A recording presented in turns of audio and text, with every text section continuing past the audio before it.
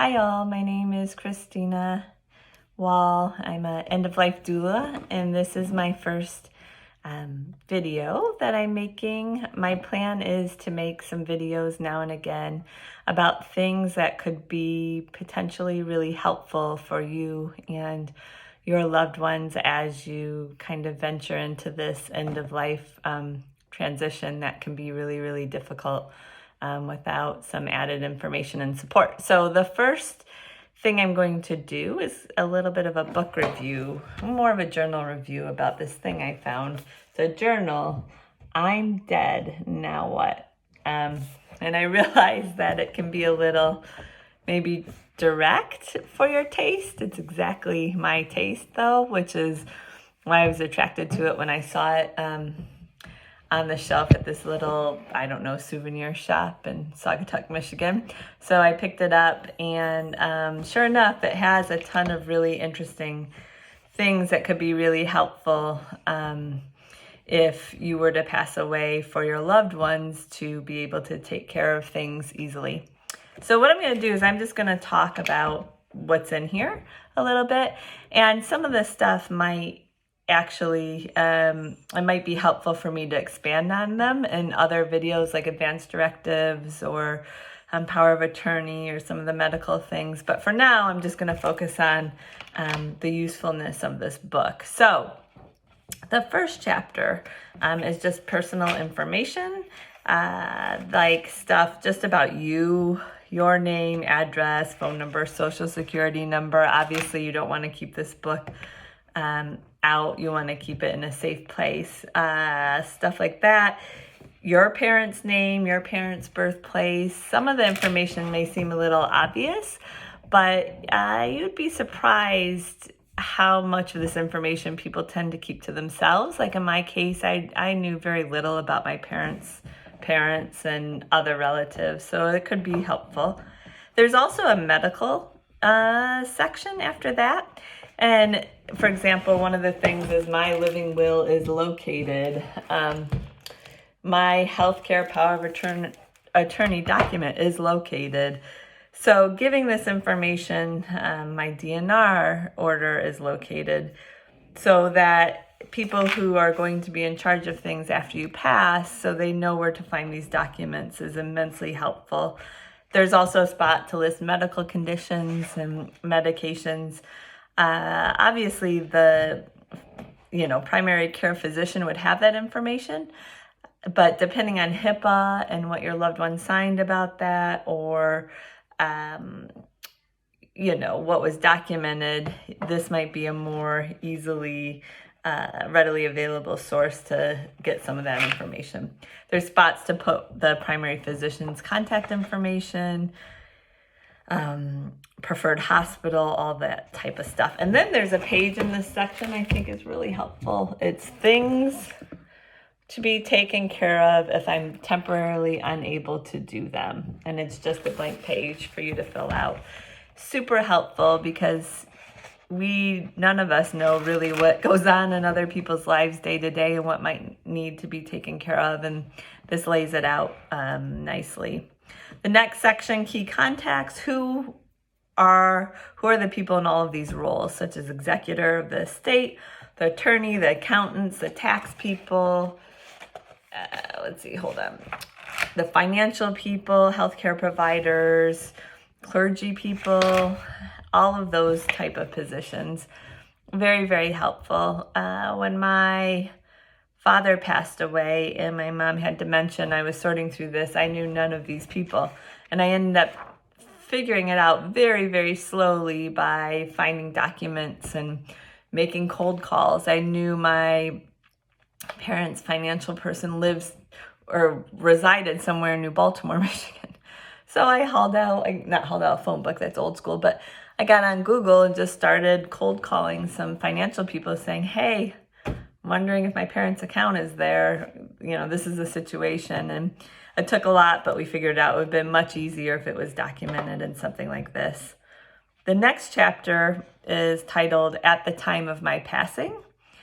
And this chapter is mainly about who you would want contacted at your time of death. So the name of the people, family or friends, and their contact information. This is tricky because in the case of when my mom died, we obviously knew we were going to contact all of the kids and siblings and some particular relatives. But in terms of our friends, even if we loosely knew who some of them were, we did not have their contact information readily available. And that took some time to sort out and, figure out who we should contact and pass along the information of her death. Next section is about dependents. So who are the dependents, including obviously children, but additionally if you have aging parents that are dependent on you, this is a place where all that information can be held. So people know about that if you were to pass. Important documents. So where are all the important documents located? Here's an interesting first line. My will is located. True story. We have no idea if my parents had a will. My father or my mother, we were never told it was someplace. We never found it as we were going through things. It could be in a dumpster right now for all we know. We have no idea. And so that meant that at the time of their death, we just had to take our best guess and sort it out and do the best we could. And it was stressful to do that as opposed to them laying out clearly those decisions for us. So next chapter, financial information. This is a heavy duty one. And obviously another reason to keep this book very secure if you fill it out. But all the bank account information, credit card information, any store credit cards and their information, any investment information. And most of this includes the title of the credit card, but also the contact information for that credit card. And if there's online accounts, how to get into those and any other information that might be helpful. It's really helpful to have this because without this, it's a big scavenger hunt at the time of death of, what accounts are held, how do you access them, all of that kind of stuff. In this financial section, there's also a what do I owe on certain things. I don't know. I think this might be the only page in the book I wouldn't worry about because it's going to shift really rapidly, probably every month. What you owe on your mortgage is going to change. What you owe on your car loan is going to change. And so with all this other information in terms of the information about the accounts, this information can be readily found out and doesn't necessarily need to be documented because it changes so much. There's a section for commercial businesses. So if you have a commercial business on top of everything else, information about that can go here, which could be really important at your time of death that someone knows some of those details. There's a section on beneficiaries. What beneficiaries can expect? That's what this is, what beneficiaries can expect. And it talks about life insurance policies, employer benefits, Social Security benefits, retirement benefits. This is helpful. When my dad passed away prior to my mom passing away, this is something we had to sort out on our own and just kind of get a gauge, contact the Social Security office. Okay, what is the amount my mom would be getting? And did she have the retirement benefits of my dad once he passed away? And what that whole picture looks like. And it's really helpful to have that information readily available, particularly if you have to make really quick decisions, financial decisions about home care or facilities, and you need to know quickly what your income is going to be to make those decisions. There's a section on personal property, which includes real estate information, location, that type. Where location of the keys, fascinating concept, location of keys. That's very helpful. We were missing a bunch of keys, a variety of things with my mom and dad that made it very difficult to sell those things or access them. So yeah, that's helpful. Any documents about the personal property. Short personal story. My parents had this boat that they never used, and it just kind of sat next to their house rotting. And when we were selling the home, we obviously had to move it. Whether or not we got any money for it, it was irrelevant. We just had to get it off the property. But There was no title to it. There's no paperwork to it and no idea where that might be. And as I was unhoarding my parents' house, there was this pink Victoria's Secret terry cloth makeup case. And I opened it and it was filled with documents, one of which was the documents to the boat. So it was lucky that I stumbled upon it, but it would have been much more helpful in making those decisions if they were readily available.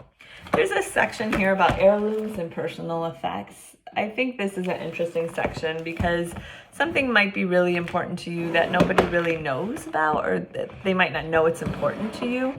So this gives you an opportunity to document that kind of stuff and maybe talk a little bit about why it's important or what you would like to see happen to it. Maybe you have some things that have a big history behind it that maybe you want it to go to a museum or something like that. And this is a place where you can talk about that stuff. Section on insurance, all types of insurance. A little bit, some things in here are redundant, but that's okay. Life insurance policies, home insurance policies, dental insurance, vision insurance, obviously health insurance.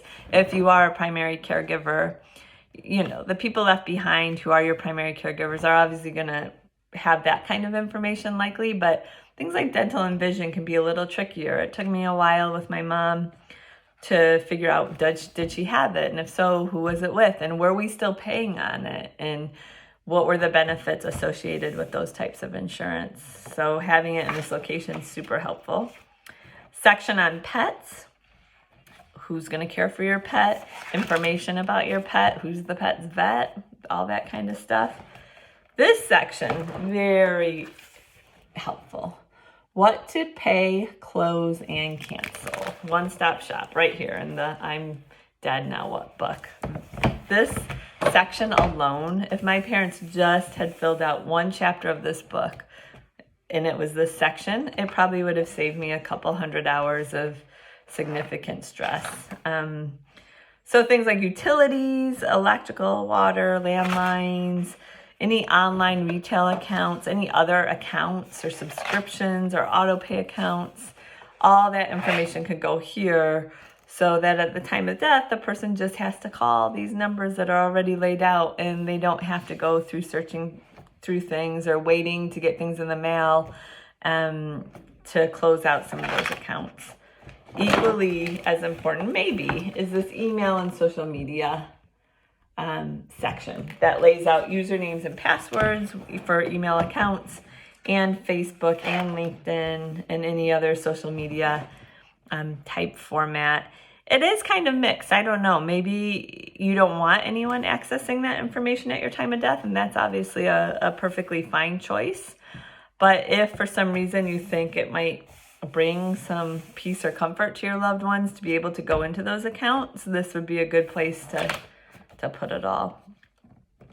The last two sections, I think, are really, three sections, I guess, are really, really valuable information, but maybe potentially a little difficult to get through yourself if you're filling out this book. So this one, miscellaneous information. If I'm unable to communicate, what would I like my caregiver to know? And for example, in my mom's case, she could physically communicate, but because of dementia, it was always kind of a guessing game of what she really was trying to get us to know and what was important. So it would have been helpful to have this filled out a while ago before that late stage dementia set in, to know. And this can obviously be a whole gamut of things. It can be just what I want you to know personally, what I want you to know, maybe history, or maybe things the individual didn't want to share prior to their death could go here. Included in this is a list of people who know about this book. So if you're finding it or taking it at the time of the person's death, obviously you're probably someone on the list, but this indicates who else knows about it. There's a section of my personal wishes. So I think, again, this can be interpreted to mean all sorts of things. You could wish that people would be more responsive to climate change. You could wish that your children grow up to be super happy. Like it could be the whole gamut of things, but that's a space for that. And then this, I love this part. Last words, right? So I think it's always a fascinating concept when people write their own piece to be read at a funeral, that really maybe speaks to their loved ones. And this is an opportunity to include that in this book, in this one-stop sort of location. So that's it. That's this book in a nutshell. I'm going to fill it out for myself. I mean, I'm 46 years old, right? Hopefully there's some years left, but I don't see any harm in filling this out at any age, really, because for two reasons. One, you never know. And two, a lot of this information isn't consolidated and is helpful to be consolidated even if you're living. I don't remember all my passwords. It would be helpful for me to go figure it out, put them all in one place, have all my financial information in one place. So I think it's helpful for the living, but so helpful for your loved ones once you've passed away. If I had had this book, it would have saved me probably 400 hours worth of stressful, torturous work in the 3 years that my parents were going through their end-of-life transition. And most importantly with that, what it would have done is it would have helped allow space and time to actually grieve and be with the process, the end-of-life process, as opposed to spending so much time going through logistics that could have easily been documented and made it readily available to get things taken care of that had to be taken care of. So that's it. I don't get any kickback from Amazon or wherever you might want to find this book. Again, I'm Dead, Now What is the title. Look for some other videos coming up in the near future that maybe go into some of these topics more deeply. I hope it's been of help, and have a great day. Bye.